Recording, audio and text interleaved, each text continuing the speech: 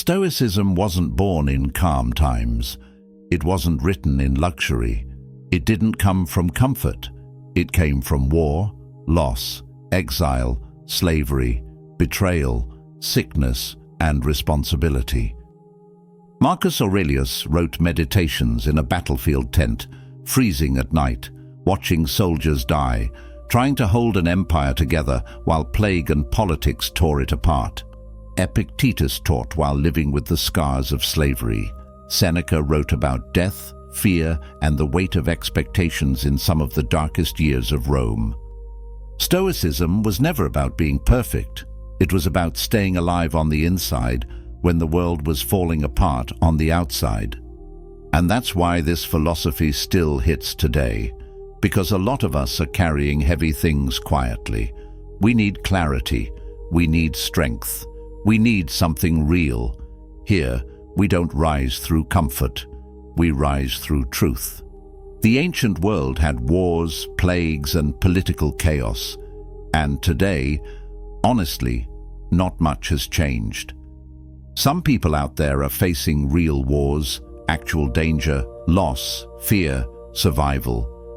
Others are fighting quieter wars, the kind nobody sees: mental battles, financial pressure, family stress, health issues, loneliness, constant worry about the future.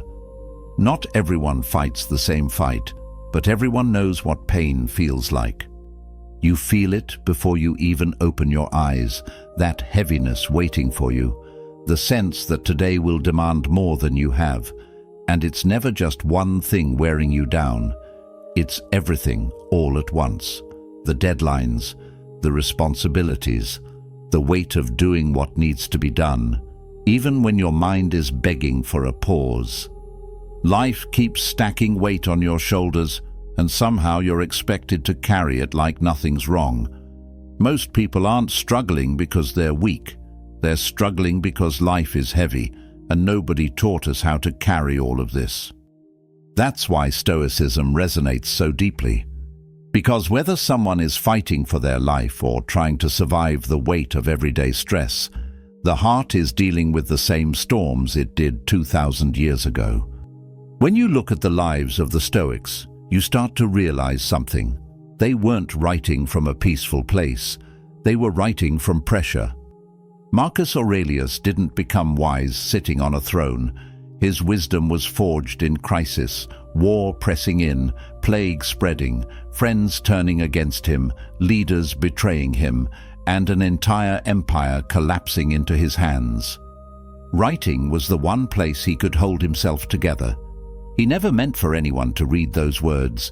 They were just for him, reminders of how to stay grounded when everything was falling apart. Epictetus didn't speak about inner strength from theory.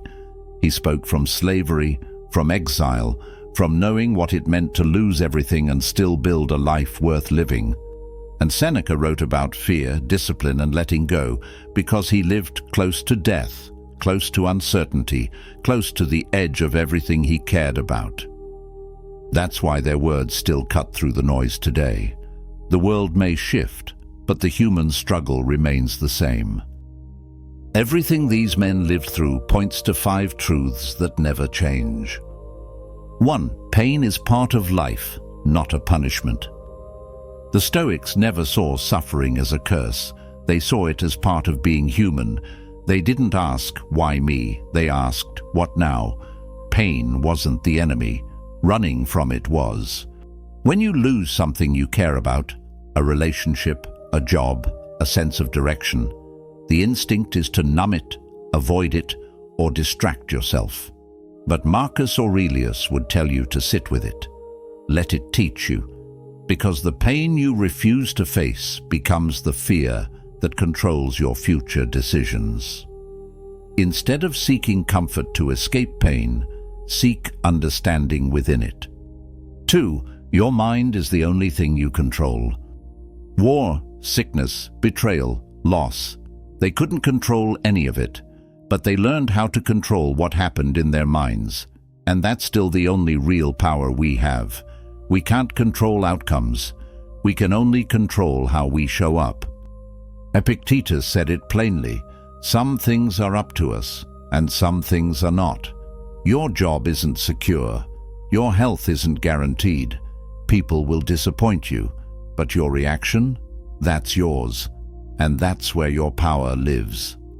How you stay grounded when there is chaos, that is the only part truly up to you. Your freedom isn't found in a quiet life, but in refusing to let the outside world command your inner world. 3. Discipline gives you freedom. To the Stoics, discipline wasn't about routines, it was about self-command. When everything around them was unstable, politics, war, sickness, betrayal, discipline was the one thing they could still own. Not as a performance, not as punishment, as order inside the chaos. They understood something we forget today. If you don't take hold of your mind the moment the day begins, something else will. Fatigue will, fear will, impulse will, the world will. There is always a brief moment, quiet and easy to miss, where you feel yourself leaning toward the path of least resistance. That is the real battleground, not the big heroic tasks. That moment you decide whether you are running your life or reacting to it. Discipline is simply taking the lead before the day takes it from you. Discipline is taking the harder path today, so tomorrow belongs to you. 4. You grow stronger when you face reality. Stoicism isn't about pretending everything is fine. It's about looking life straight in the face and saying, "This is what's in my path, and I'm meeting it head on." Strength isn't built in comfort. It's built in truth. Marcus Aurelius didn't write about hope or optimism. He wrote about acceptance, not the passive kind, but the kind forged under pressure. The kind that says, "This is hard, this is unfair, this is painful, and I'm going to deal with it anyway." The only way to disarm a fear is to look it directly in the face and measure its true size.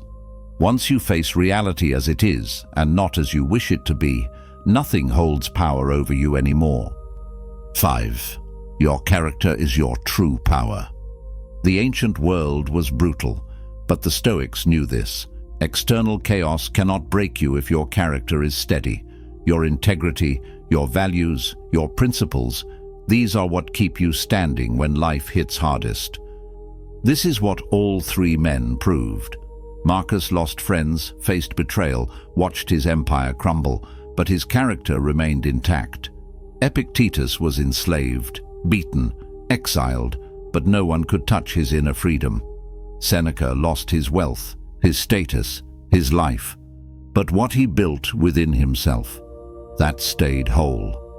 The Roman world could take their wealth and their life, but it could not take their character. That part can never be stolen unless you give it away yourself, and you give it away the moment you sacrifice what you believe in to avoid discomfort. The moment you choose who others want you to be over who you know you are. Here is the part most people forget. You don't need to have everything figured out. You don't need to be perfect.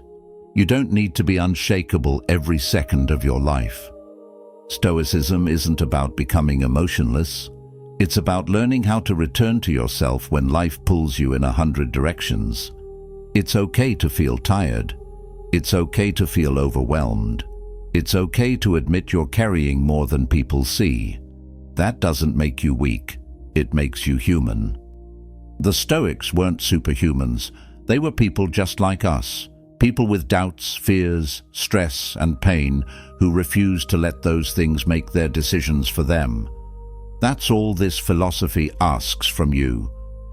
Just the willingness to reset, to start again, as many times as it takes.